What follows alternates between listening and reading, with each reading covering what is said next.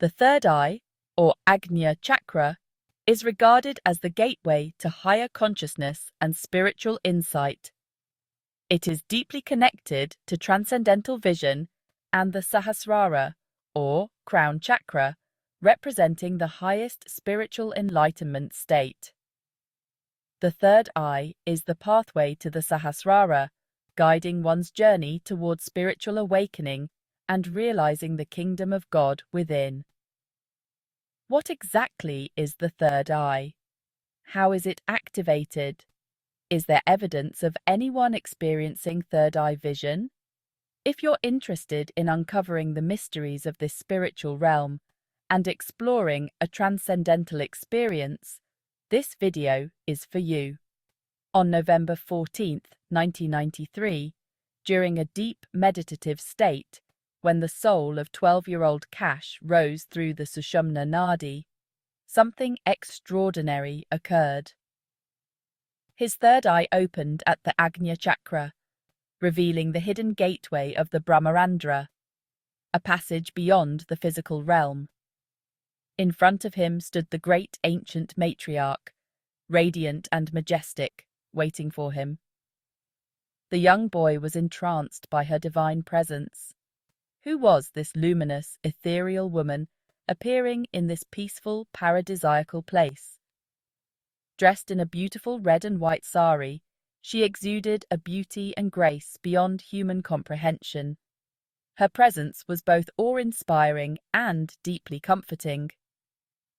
Little did Kash know, he had entered the Sahasrara Chakra, the gateway of God, and was meeting the Mahadevi for the first time in human history.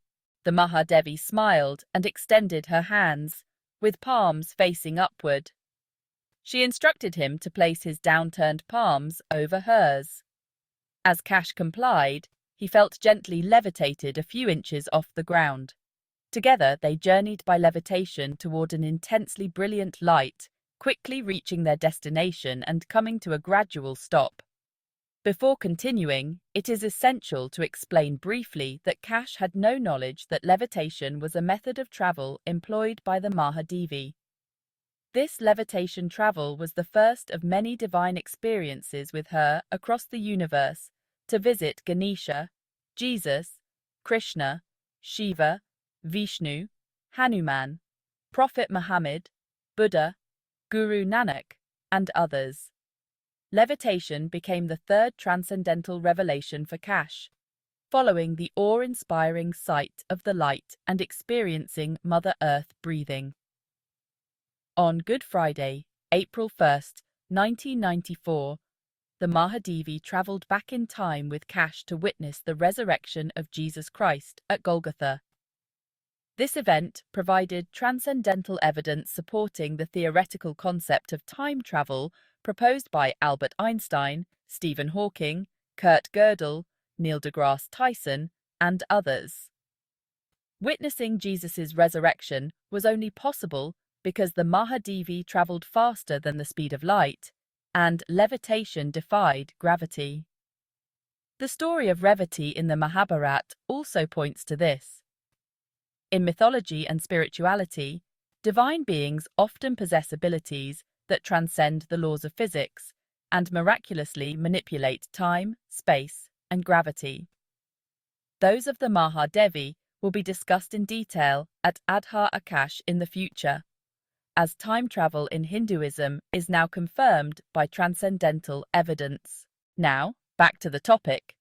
A short distance ahead, Kash saw a magnificent golden throne. He recognized the place. It was the same one he had seen the day before, still illuminated by the same radiant light. The Divine Mother walked to the throne and took her seat. Kash followed, sitting in a squatting position before her, surrounded by soft, comforting clouds. He didn't know to bow or act in any particular way, for he had no context for what was happening. All he knew was that he had been meditating on earth and had somehow found himself in a strange, divine land, sitting before a beautiful woman on a majestic golden throne. He was certain he wasn't dreaming, but still, he couldn't fully grasp the situation. The Divine Mother then spoke, telling him they would meditate together. Both raised their Kundalinis simultaneously, and Kash realized she was using the same technique that the Sahaja yogi friend of his father, Bhupinder, had taught him. She brought her hands together and, starting from the Muladhara Chakra, gently circled her left hand with her right as she ascended toward the Sahasrara Chakra. She then tied a knot just above the Brahmarandra, the top of the head. This process was repeated 2 more times.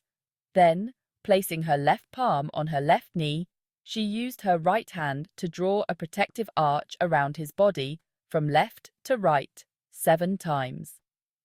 Kash joined his palms in Namaskar and closed his eyes, entering into meditation alongside her. In an instant, Kash attained the state of Sahaj Samadhi. The wave of bliss that flooded him was indescribable as the thoughtless state deepened the joy beyond words. Wave after wave of Param Chaitanya enveloped him, lifting him into spiritual ecstasy. His soul merged with the spirit, and the individual consciousness expanded into the universal consciousness. The human had become the divine. The drop had become the ocean. Time itself dissolved, and Kash could have remained suspended in this bliss for hours or even days without end. After about 20 minutes, the spirit of the living God gently tapped him on the shoulder, bringing him out of nirvana. She informed him it was time to return. Still stunned and overwhelmed by the experience, Kash did not even thank her. He simply closed his spiritual eyes and descended through the thick clouds, returning to earth. When he opened his physical eyes, he found himself at 3495 Ivan Franco, 107, Lachine, Montreal, Canada. Kash immediately went to his father and Bhupinder to share his extraordinary experience. He described how Mother Earth was breathing, how the Mahadevi had levitated him toward the golden throne, illuminated by the same light he had seen the day before. Both adults were stunned by his account and repeatedly questioned him. Yet Kash's responses remained consistent and unwavering, no matter how the questions were framed. His father and Bhupinder realized that something extraordinary had taken place. After thorough cross-examination, with no discrepancies in Kash's answers, it became clear that he was speaking the truth. But how could they verify his encounter with the Mahadevi? After all, Kash had never met the physical Sri Mataji Nirmala Devi, who had claimed to be the incarnation of the Mahadevi on earth. A plan was set in motion. The next day, Kash would be asked to request the Divine Mother's assistance in meeting a particular deity. If she could fulfill this request, it would confirm that Kash had indeed encountered the real Mahadevi. Since Kash came from a Sikh background and had no knowledge of Hindu deities, a deity was chosen for him, Ganesha, the god of wisdom and the remover of obstacles.